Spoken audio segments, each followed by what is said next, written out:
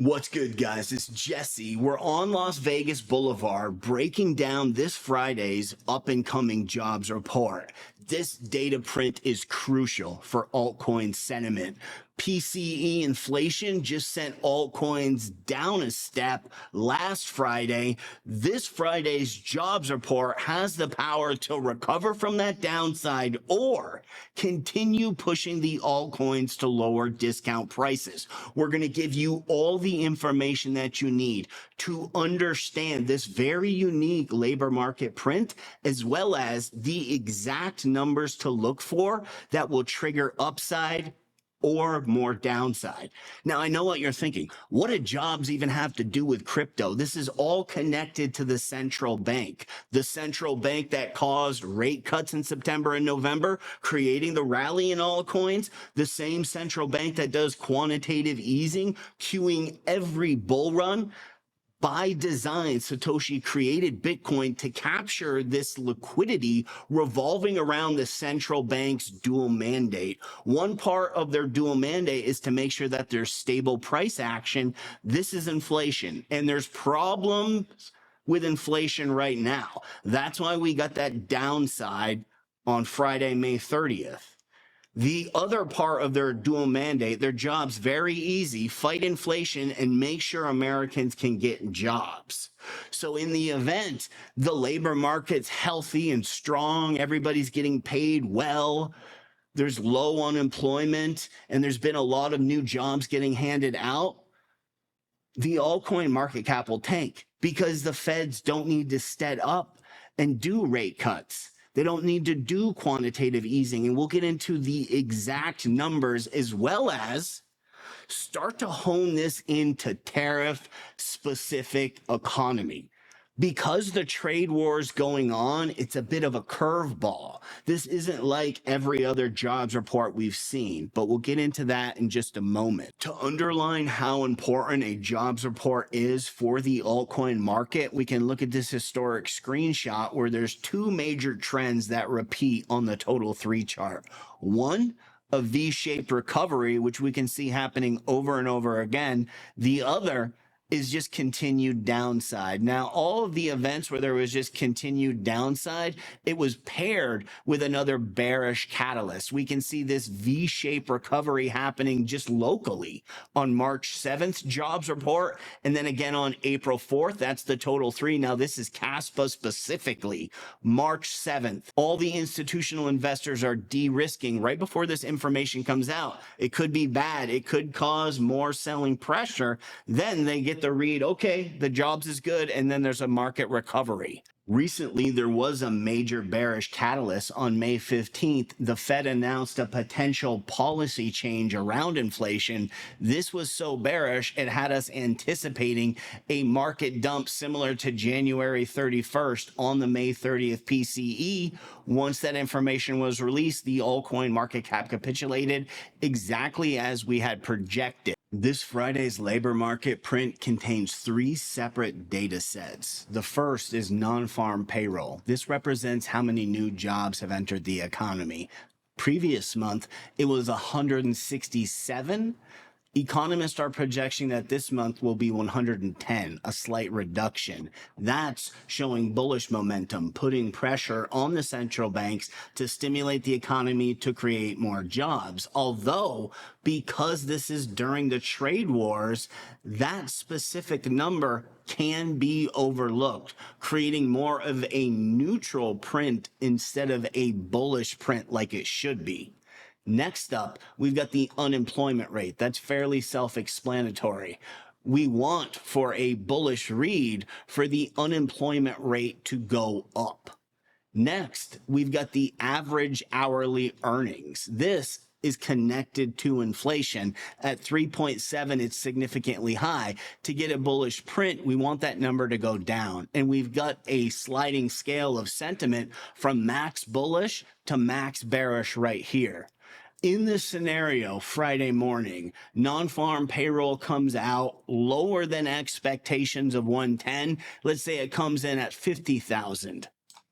the unemployment comes in above 4.3 and the wage growth comes in below 3.6, this is your maximum bullish data.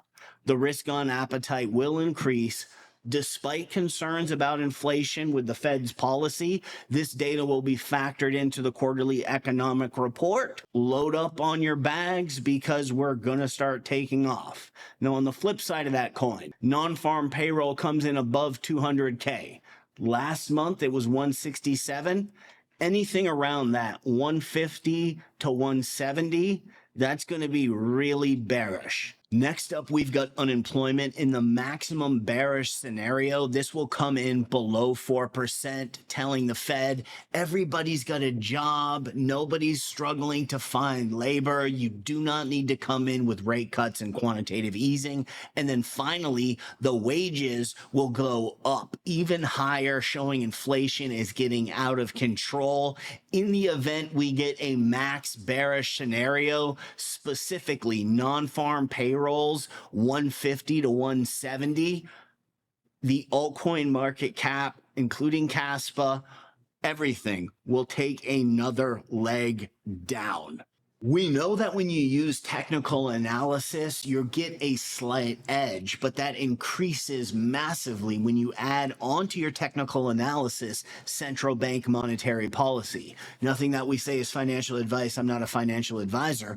Looking at the total 3 altcoin market chop, every prior top has made a double top with this false rounded bottom formation, and we can see that just happening locally on the altcoin market cap. Looking at altcoin favorites like SUI, everybody can see this head and shoulders with a lower right shoulder forming. Just technical analysis alone isn't enough. When we add on macroeconomic data like this jobs report, we now can confirm that that right shoulder on SUI is going to roll off with more downside depending on the numbers that get printed Friday morning. And this is for Kaspa too. Zooming out, you can watch some of our old school videos from 2023 where we're highlighting how this trend line will repeat itself over and over again, providing support and resistance. The Bank of Japan carry trade all the way down to the April jobs report. This exact trend line controlled Kaspa's price action. And right now we're looking at another version of it. We know these trend lines have a massive gravitational field. So it will take a huge catalyst from the central banks to get the price candle away from this trend line and back into continued upside. Looking at every FOMC meeting on Kaspa, they're almost always a swing low, and the majority of them have fallen under 11 to 10 cents. Bitcoin, as well as Bitcoin dominance, has massive influence over the altcoin market cap. Just recently, Bitcoin topped out at this breakout trend line, matching the March 14th ETF peak. This exact breakout trend line is intersecting with the 200-day moving average at $98,000. In my opinion, this will be the support level for Bitcoin in the scenario that there's a bearish jobs print this Friday. Therefore, with a $10,000, $15,000 reduction in Bitcoin's price, the altcoins will take a significant step downward, providing massive discount opportunities. Typically we'll trade the data inside our VIP group, and then we'll go ahead and release it on the main channel. Because altcoins and Kaspa specifically has had such a rough ride this cycle, we wanted to release this information before it happened. So that way, in the worst case scenario, at least people understand why the market is performing like this, and they'll be able to see the light at the end of the tunnel. If you guys are interested in learning more about FOMC data trading combined with technical analysis and on-chain data, this VIP group is the place to go. This cycle is already turning out to be completely different than the previous two. Back in April of 2023, the Fed did 30 days of quantitative easing, and Kaspa saw the most upside of any altcoin, going from under a penny to 5 cents. This shows institutional traders who got a piece of that quantitative easing were turning around and flipping that cash into Kaspa. Once the Fed finally changes their game from restrictive policy to expansive, this cycle, it will be in a high rate environment, meaning they're not going to cut rates to cue the bull run like they did this fall, September, November.